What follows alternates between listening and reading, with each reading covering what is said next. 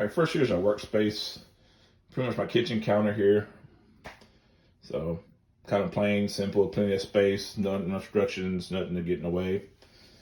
Sink could be right there, so anything we need to wash or disinfect, anything of that nature could be right there. Trash cans right there, right next to the workstation, so whatever needs to get thrown in there. I still got to go buy a broom and dustpan, so usually I just use a vacuum cleaner for everything. All right, then fire extinguisher right there. Tag, everything's good with it. All right.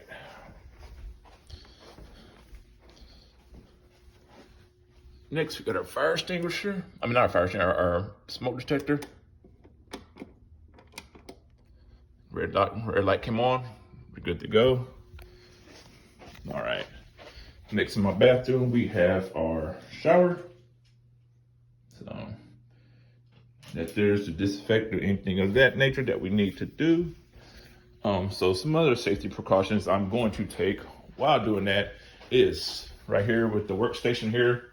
I have a window here, so I'll keep that open to kind of ventilate anything that's going on or coming out from the chemicals itself. At least get, air coming in and out of here. So, and then my front door. All right. Front door's right here, about 15 feet away, so I could be out within seconds. So. All right, so a little bit of self-reflection. First question, did preparations for your experiment reveal safety precautions that you weren't expecting? Yes. So with this being chemistry, I mean, I get it. We're not in the classroom, so I knew I had to bring something home. I didn't think that it'd be nothing really too hazardous, but actually looking through it and having SDSs and all that stuff, it kind of brought to mind like, hey, I do need to look at these safety precautions. So biggest things, I had everything here for it. Biggest thing, just looking to see how I can actually tie everything together. So like with me, I think that like a ventilation area is good. So right there where I put my workspace at, I mean, I'll open up the window, make sure it's, ventilated through. There's a sink right next to that. My trash can's there. I have my dust and dustpan and broom there.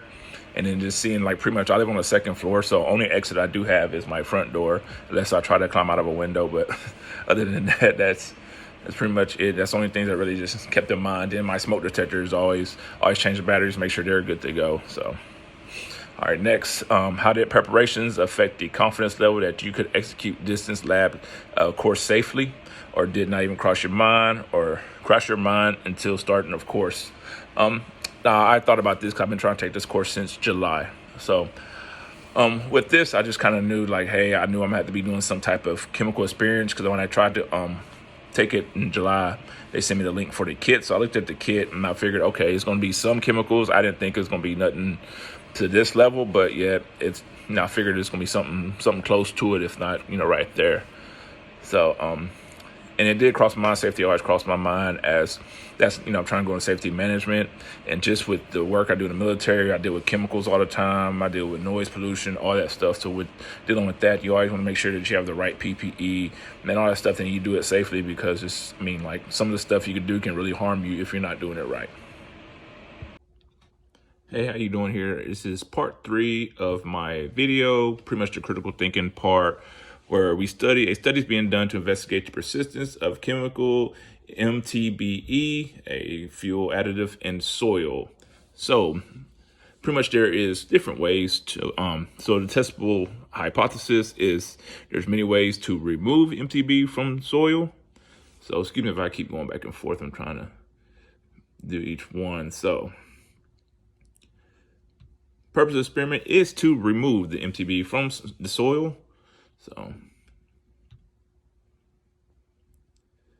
So the independent variant is pretty much the MTBE. So we're trying to remove that. So that's what we're concentrating on. All right. Next, the dependent variable. So that's the soil. So it's in the soil. So that's what we make it dependent. The experimental control. So there are different ways to remove the MTBE from the soil.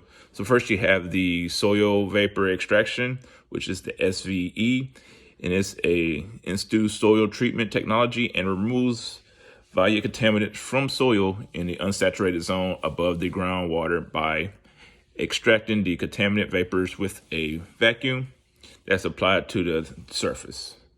So next we have a low temperature thermal desorption. So this is to extract, the MTBE from the actual soil itself. All right, experimental controls. So when we talk about the LTTD, the low temperature thermal desorption, that's where you mess with the temperature. So that's one of the things where they kind of had to go back and forth because it's a certain, temperature where the fuel will light up and go. So, and the constants is, like I said, the soil or the MTB, because like I said, that's what we're dealing with, and that's what's going to be there for most of the time. So.